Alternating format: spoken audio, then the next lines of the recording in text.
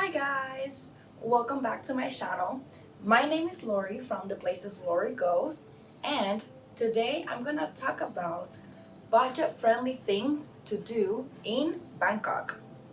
So Thailand is a budget traveler's paradise with cheap food and drinks and affordable accommodations.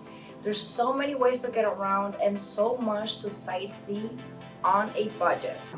And Bangkok is definitely a hub for budget-friendly things to do and enjoy.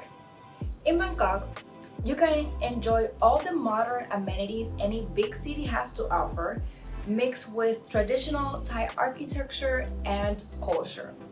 From streets full of cars and motorbikes surrounded by super modern buildings to small temples and markets snug between buildings and the busyness of social lively city.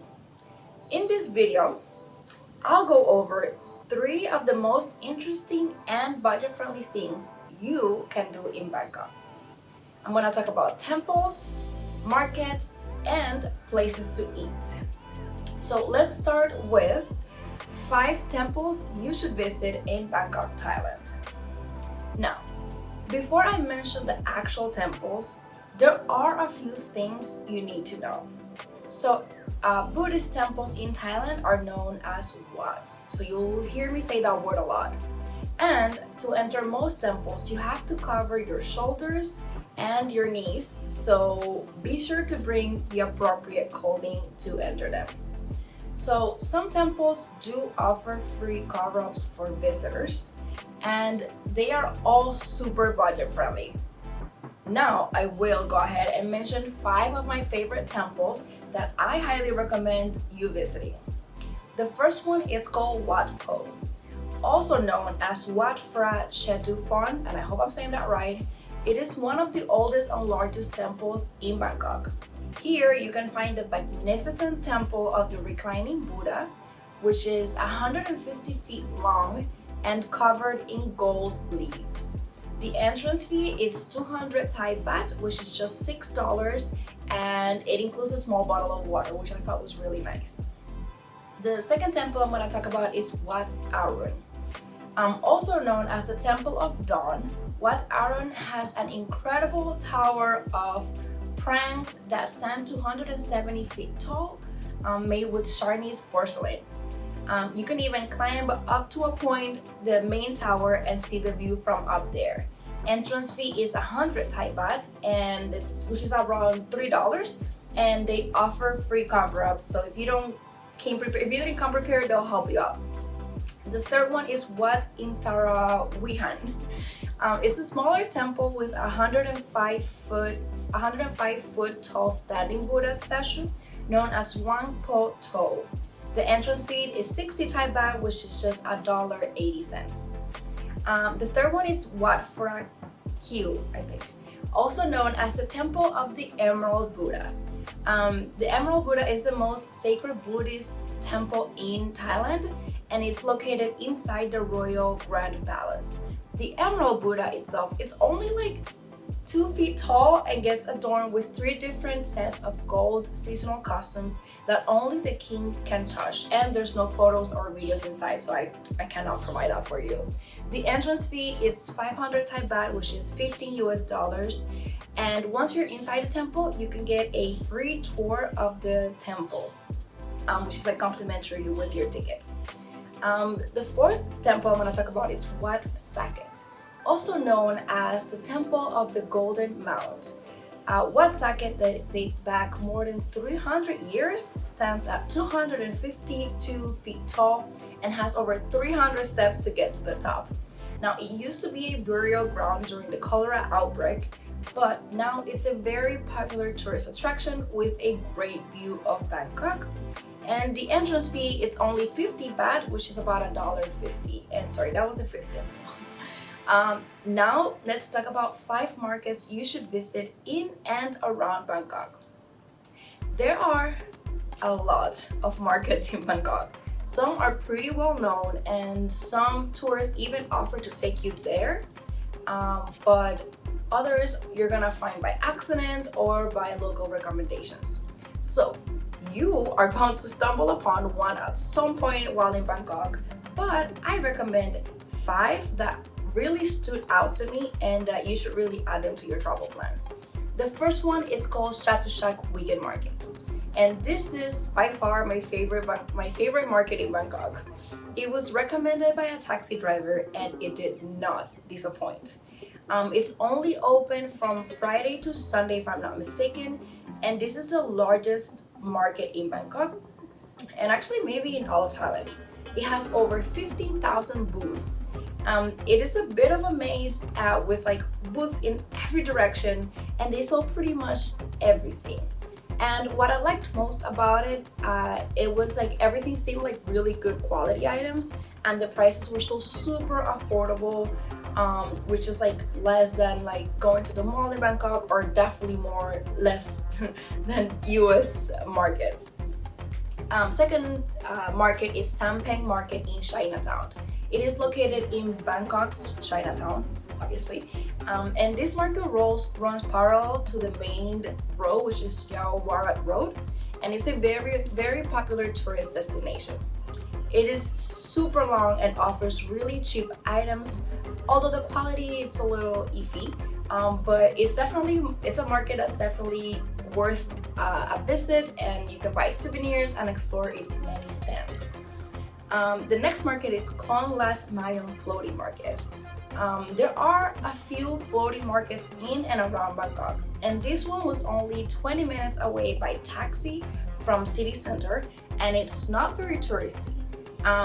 Now, I wouldn't totally say it's a floating market per se, since most of the market was on land, but it is right next to the river, and you can still take a longboat back and forth to another market nearby and explore basically both markets in just one morning, and it was super cheap. These markets offer lots of raw and cooked food and are a perfect way to try out different local dishes and delicacies. Next market I want to talk about is KLONG Railway Market.